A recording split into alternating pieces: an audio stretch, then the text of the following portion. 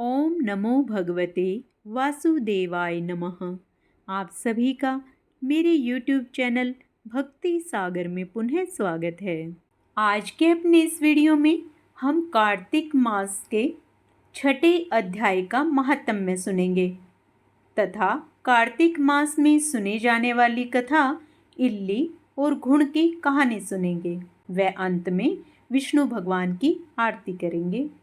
जो मेरे चैनल पर नए आए हैं उनसे पुनः प्रार्थना है, कार्तिक मास का पूर्ण पुण्य लाभ कमाने के लिए और हमसे जुड़े रहने के लिए कृपया मेरे चैनल को सब्सक्राइब अवश्य करें। वीडियो यदि पसंद आता है तो लाइक भी करें। एक समय एक इल्ली और एक धुन थे। एक दिन इल्ली ने धुन के सामने कार्तिक स्नान की इच्छा जताई, लेकिन धुन ने कार्तिक स्नान के लिए मना कर दिया। इसके बाद इल्ली ने तो राजा की बेटी के पल्ले से लगकर कार्तिक स्नान कर लिया, पर धुन जीवन में कोई धर्म कार्य न कर पाया। कुछ समय बाद दोनों की मृत्यु हो गई। कार्तिक स्नान के प्रभाव से इल्ली तो अगले जन्म में राजा की बेटी के रूप में जन्मी, पर धुन अधर्मी होने पर गधा बना। बड़ी होने पर जब राजा ने अपनी कन्या का विवाह किया तो ससुराल जाते समय उसने अपनी पालकी रास्ते में ही रुकवा ली। जब राजा ने इसका कारण पूछा तो कन्या ने उस गधे को अपने साथ ले चलने की इच्छा जताई। तब राजा ने कहा, यह मत ले, चाहे धन दौलत ले ले। पर कन्या ने गधे की ही जिद की और उसे अपने साथ ले गई, जहां उसे राजमहल में सीढ़ियों के पास बांध दिया। अब जब भी रानी महल से नीचे उतरती तो वह गधे से पिछले जन्म की बात करती, जिसे एक बार उसकी देवरानी ने देख लिया। उसने राजा को जाकर कहा कि आपकी रानी गधे से बात कर कोई जादू टोना करती है।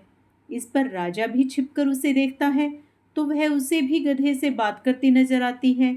यह देखकर क्रोध से भरकर अपनी तलवार निकाल लेता है और रानी से पूछता है कि बता, तू ये क्या जादू टोना कर रही है। ये सुन रानी अपने व गधे के पूर्व जन्म की कथा सुनाते हुए बताती है कि कैसे वह कार्तिक स्नान से राजकन्या बनी।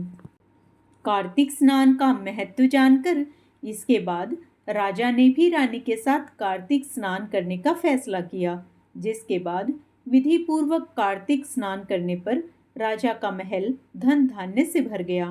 कार्तिक स्नान का पानी गधे पर डालने पर उसका भी मोक्ष हो गया, जिसके सुनने से सब पाप नाश हो जाएं। कार्तिक महात्म्य का लिखूं छठा अध्याय। नारद जी बोले, जब 2 घड़ी रात बाकी रहे तब तुलसी की मृतिका, वस्त्र और कलश लेकर जलाशय पर जाएं। कार्तिक में जहां कहीं भी प्रत्येक जलाशय के जल में स्नान करना चाहिए। गर्म जल की अपेक्षा ठंडे जल में स्नान करने से 10 गुना पुण्य होता है। उससे 100 गुना पुण्य बाहरी कुएं के जल में स्नान करने से होता है। उससे अधिक पुण्य बावड़ी में और इससे 10 गुना झरनों में और उससे भी अधिक पुण्य कार्तिक में नदी स्नान करने से होता है। उससे भी 10 गुना पुण्य वहां होता है जहां 2 नदियों का संगम हो, और यदि कहीं 3 नदियों का संगम हो तब तो पुण्य की कोई सीमा ही नहीं। स्नान से पहले भगवान का ध्यान करके स्नानार्थ संकल्प करना चाहिए। फिर तीर्थ में उपस्थित देवताओं को कर्मशः अर्घ्य, आचमनीय आदि देना चाहिए। अर्घ्य मंत्र इस प्रकार है। हे कमलनाथ, आपको नमस्कार है। हे जलसाई भगवान, आपको प्रणाम है। हे ऋषिकेश, आपको नमस्कार है। मेरे दिए अर्घ्य को आप ग्रहण करें। वैकुंठ, प्रयाग तथा बद्रिकाश्रम में जहाँ कहीं भगवान विष्णु गए वहाँ उन्होंने 3 प्रकार से अपना पांव रखा था। वहाँ पर ऋषि वेद यज्ञों सहित सभी देवता मेरी रक्षा करते रहे। हे जनार्दन, हे दामोदर, हे देवेश, आपको प्रसन्न करने हेतु मैं कार्तिक मास में विधि विधान से ब्रह्म मुहूर्त में स्नान कर रहा हूँ। आपकी कृपा से मेरे सभी पापों का नाश हो। हे प्रभु, कार्तिक मास में व्रत तथा विधि पूर्वक स्नान करने वाला मैं अर्घ्य देता हूँ। आप राधिका सहित ग्रहण करें। हे कृष्ण, हे बलशाली राक्षसों का संहार करने वाले भगवान, हे पापों का नाश करने वाले, कार्तिक मास में प्रतिदिन दिए हुए मेरे इस अर्घ्य द्वारा कार्तिक स्नान का व्रत करने वाला फल मुझे प्राप्त हो। तत्पश्चात विष्णु, शिव तथा सूर्य का ध्यान करके जल में प्रवेश कर नाभि के बराबर जल में खड़े होकर विधि पूर्वक स्नान करना चाहिए। गृहस्थी को तिल और आंवले का चूर्ण लगाकर तथा विधवा स्त्री व यति को तुलसी की जड़ की मिट्टी लगाकर स्नान करना चाहिए।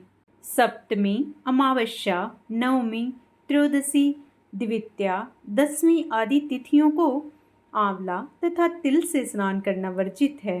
स्नान करते हुए निम्न शब्दों का उच्चारण करना चाहिए। जिस भक्ति भाव से भगवान ने देवताओं के कार्य के लिए 3 प्रकार का रूप धारण किया था, वही पापों का नाश करने वाले भगवान विष्णु अपनी कृपा से मुझे पवित्र बनावे। जो मनुष्य भगवान विष्णु की आज्ञा से कार्तिक व्रत करता है, उसकी इंद्रादि सभी देवता रक्षा करते हैं, इसलिए वह मुझको पवित्र करें। बीजों, रहस्यों तथा यज्ञों सहित वेदों के मंत्र, कश्यप आदि ऋषि, इंद्रादि देवता मुझे पवित्र करें। अदिति आदि सभी नारियां, यज्ञ, सिद्ध, सर्प और समस्त औषधियां वे तीनों लोकों के पहाड़ मुझे पवित्र करें। इस प्रकार कहकर स्नान करने के बाद मनुष्य को हाथ में पवित्री धारण करके देवता, ऋषि, मुनियों तथा पितरों का विधि पूर्वक तर्पण करना चाहिए। तर्पण करते समय तर्पण में जितने तिल रहते हैं, उतने वर्ष पर्यंत वर्ती के पितृगण स्वर्ग में वास करते हैं। उसके बाद वर्ती को जल से निकलकर शुद्ध वस्त्र धारण करने चाहिए। सभी तीर्थों के सारे कार्यों से निवृत्त होकर पुनः भगवान विष्णु का पूजन करना चाहिए। सभी तीर्थों के सारे देवताओं का स्मरण करके भक्ति पूर्वक सावधान होकर चंदन, फूल और फलों के साथ भगवान विष्णु को फिर से अर्घ्य देना चाहिए। अर्घ्य के मंत्र का अर्थ इस प्रकार है। मैंने पवित्र कार्तिक मास में स्नान किया है। हे विष्णु, राधा के साथ आप मेरे दिए अर्घ्य को ग्रहण करें। तत्पश्चात चंदन, फूल और तांबुल आदि से वेद पाठी ब्राह्मणों का श्रद्धापूर्वक पूजन करें और बारंबार नमस्कार करें। ब्राह्मणों के दाएं पांव में तीर्थों का वास होता है, मुंह में वेद और समस्त अंगों में देवताओं का वास होता है। अपने कल्याण की इच्छा रखने वाले मनुष्य को इनका न तो अपमान करना चाहिए और न ही इनका विरोध करना चाहिए। फिर एकाग्रचित होकर भगवान विष्णु की प्रिय तुलसी जी की पूजा करनी चाहिए। उनकी परिक्रमा करके उनको प्रणाम करना चाहिए। हे देवी, हे तुलसी, देवताओं ने ही प्राचीन काल से तुम्हारा निर्माण किया है और ऋषियों ने तुम्हारी पूजा की है। हे विष्णु प्रिया तुलसी, आपको नमस्कार है। आप मेरे समस्त पापों को नष्ट करो। इस प्रकार जो मनुष्य भक्ति पूर्वक कार्तिक व्रत का अनुष्ठान करते हैं, वे संसार के सुखों को भोगते हुए अंत में मोक्ष को प्राप्त करते हैं। इस प्रकार कार्तिक मास का 6ठा अध्याय समाप्त हुआ।